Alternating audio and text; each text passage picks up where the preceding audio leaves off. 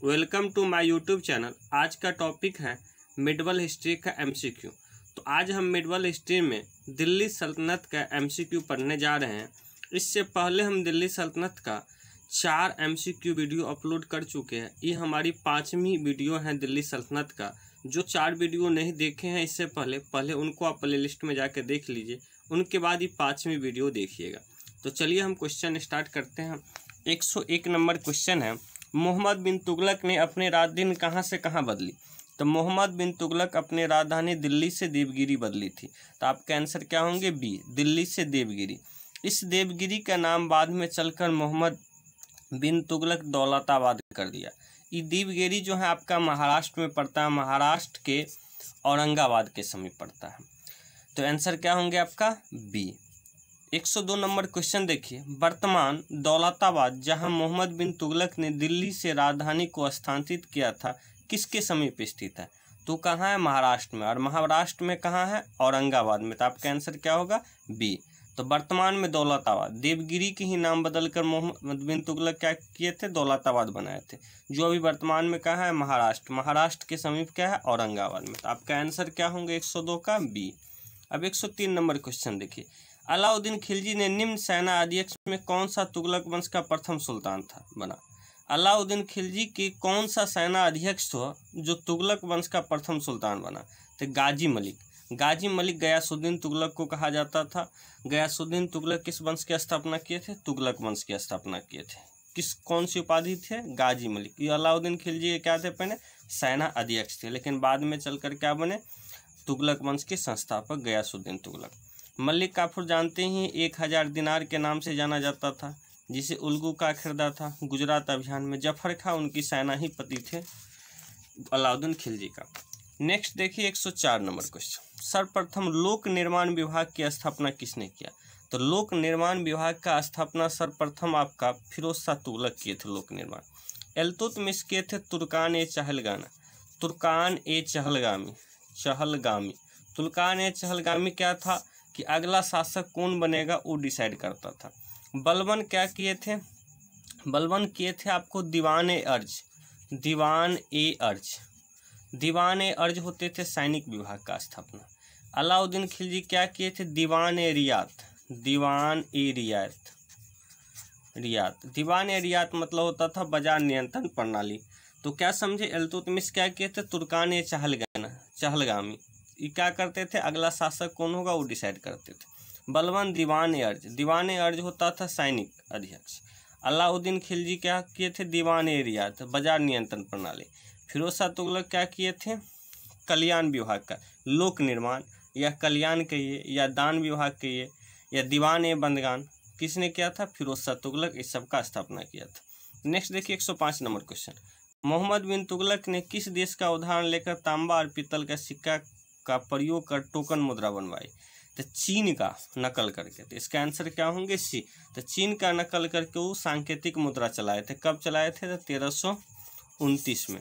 मतलब चांदी के जगह पर तांबा के सिक्का बनाए थे चांदी के भाव में, लेकिन वो बाद में चल के योजना क्या होगी? मोहम्मद बिन तुगलक का फ्लॉप हो गया। नेक्स्ट देखिए 106 नंबर, लोदी वंश की स्थापना किसने किया था?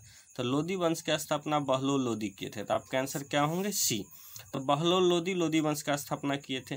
सिकंदर लोदी जो थे बहलोल लोदी का पुत्र एवं उत्तराधिकारी थे, और इब्राहिम लोदी जो थे सिकंदर लोदी का पुत्र एवं उत्तराधिकारी। खिज्र खां जो थे इस सैयद वंश की स्थापना किए थे। चलिए नेक्स्ट क्वेश्चन देखिए 107 क्या है? आगरा नगर की स्थापना निम्नलिखित में से किसने की थी? तो आगरा नगर की स्थापना आपका किया था सिकंदर लोदी। तो इसका आंसर क्या होंगे? डी। कब किए थे? तो 1504 में आगरा का स्थापना किया था और 1506 में अपनी राजधानी बनाया था आगरा। अब देखिए फिरोज शाह तुगलक जौनपुर का स्थापना किया था। अलाउद्दीन खिलजी सीरी की किला की स्थापना किया था। नेक्स्ट क्वेश्चन देखिए 108 क्या है? खिज्र खां ने कौन सा राजवंश प्रारंभ किया?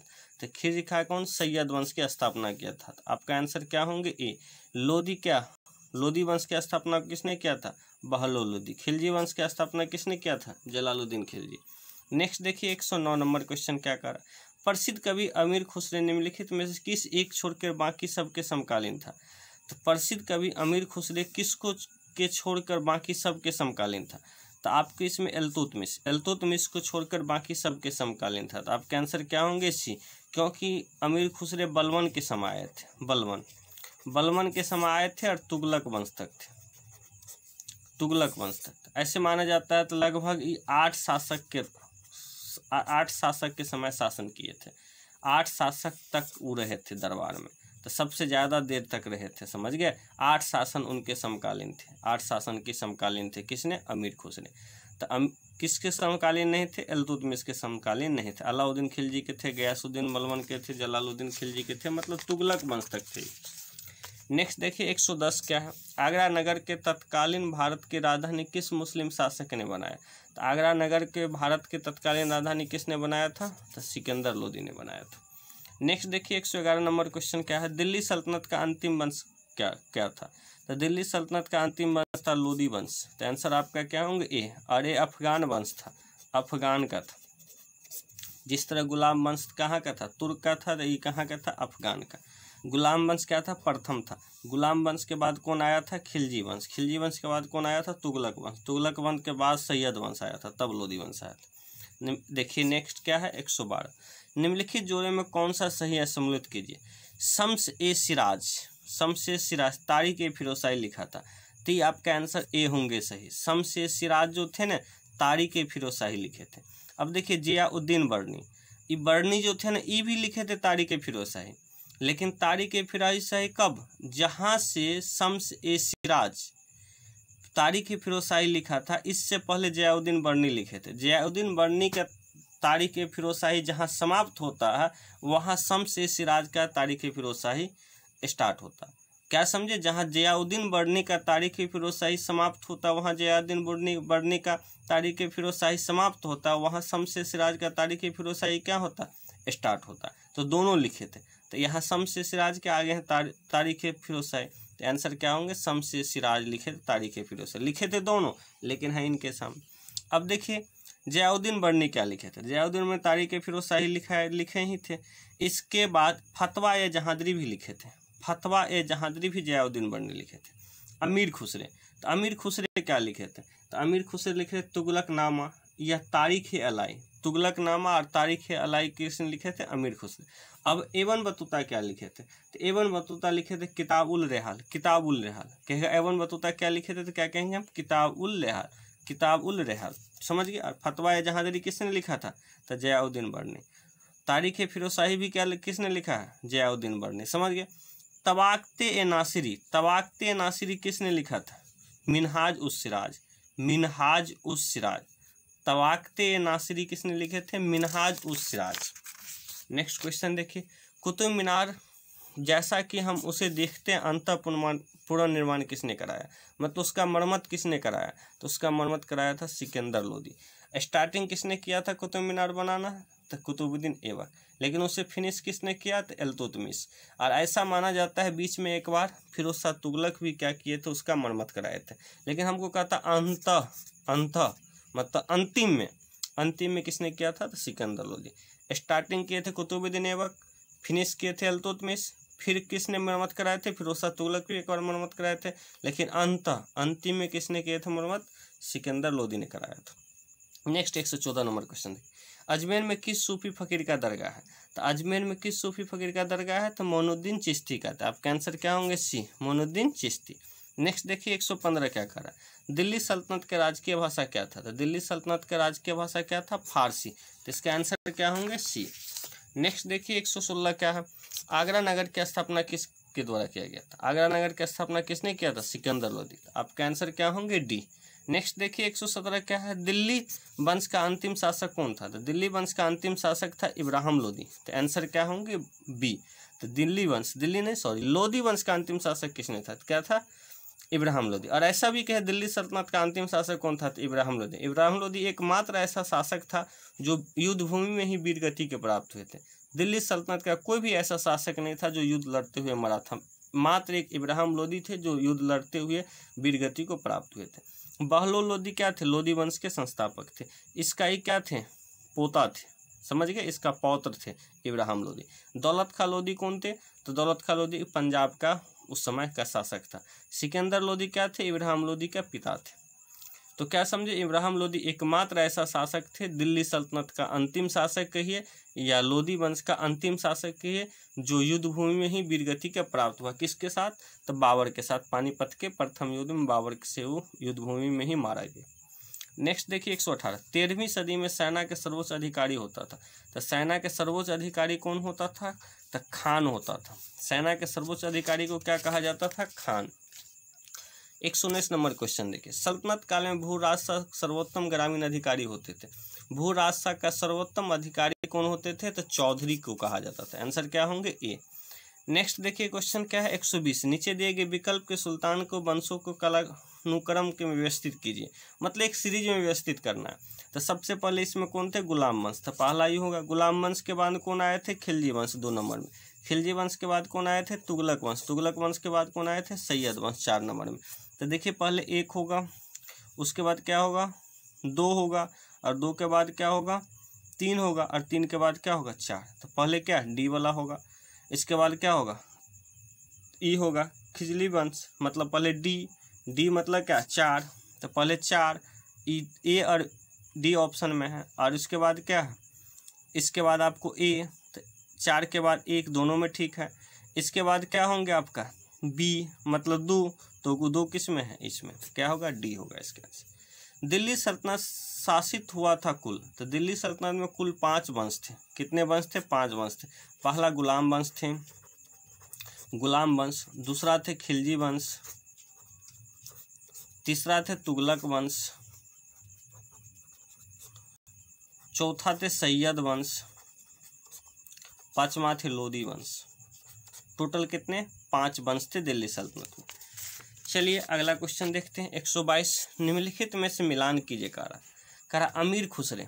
तो अमीर खुसरे जो थे ना आपका अलाउद्दीन खिलजी के दरबार के कवि थे। जियाउद्दीन बर्नी फिरोज शाह तुगलक के दरबार के थे। एबन बतूता ये क्या थे, मोहम्मद बिन तुगलक के समय के थे। ये मिनहाज होगा, भिनसा नहीं होगा, मिनहाज उस सिराज, ये इल्तुतमिश के समय के थे, जिसने कुतुबुद्दीन ऐबक को हातिम द्वितीय को उपाधि दिया था। तो क्या होंगे, ए का 3, तो ए का 3, चलिए ठीक है। बी का क्या होंगे, 1, तो बी का क्या होंगे, 1। उसके बाद सी का क्या होंगे, 4, सी का क्या होंगे, 4, और डी का क्या होंगे, डी का 2। तो आंसर क्या होंगे आपका, ए। नेक्स्ट देखिए क्या है 123, दिल्ली शहर की स्थापना किसने किया था। दिल्ली शहर की स्थापना किया था तमारा। तो आंसर क्या होंगे आपका, सी। अब देखिए 124 नंबर, सूची 1 के अस्थियापत लक्षणों की सूची 2 में दिए गए राजवंशों में सम्मिलित कीजिए। अब सूची 1 है, सूची 2 है। अब देखिए बड़े पत्थरों के ब्लॉकों और न्यूनतम अलंकार किसके समय में देखने को मिला था। तो हमको ऐसा तुगलक वंश को देखने को मिला था। बड़े पत्थरों के ब्लॉक और न्यूनतम अलंकार सब हमें किस वंश में देखा गया था, तुगलक। शुद्ध मेहराब सिंपल से मेहराब थे किसके, तो गुलाम वंश में देखने को मिला था।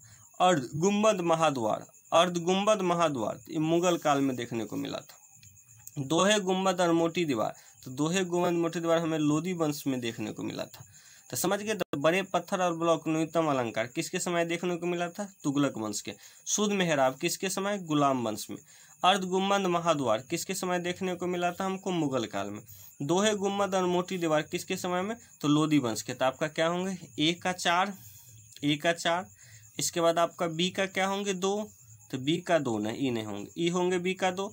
उसके बाद क्या है, सी का 3, ठीक है, और डी का क्या 1। तो आपका आंसर क्या होंगे, डी। चलिए अगले क्वेश्चन देखते हैं हम 125, निम्नलिखित को दिल्ली पर उसके शासन के तिथि क्रम के अनुसार व्यवस्थित कीजिए। मतलब तिथि क्रम के अनुसार। तो सबसे पहले इसमें क्या होगा, इल्तुतमिश, समझ गए। इल्तुतमिश के बाद इसकी पुत्री शासन किया, तो 2 नंबर में पुत्री के बाद नसरुद्दीन शासन किया 3 नंबर, जो बलवन का दामाद था। और नसरुद्दीन के बाद किसने शासन किया था, बलवन ने शासन किया। सबसे पहले कुतुबुद्दीन ऐबक शासन किया। कुतुबुद्दीन ऐबक के बाद आराम शाह आया। आराम शाह के बाद इल्तुतमिश आया। इल्तुतमिश के बाद रजिया सुल्तान आया। रजिया सुल्तान के बाद बहमन शाह आया। बहमन शाह के बाद मसूद शाह आया। मसूद शाह के बाद नसरुद्दीन शाह आया। नसरुद्दीन शाह के बाद बलमन आया।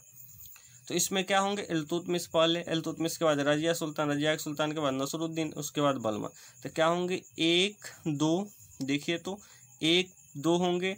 उसके बाद नहीं, 3 नंबर में है ना इल्तुतमिश, तो 3 होंगे। 3 के बाद 1, तो देखिए 3 के बाद 1, इसके बाद क्या होंगे 4 नंबर का और 2, तो आंसर आपका क्या होंगे डी।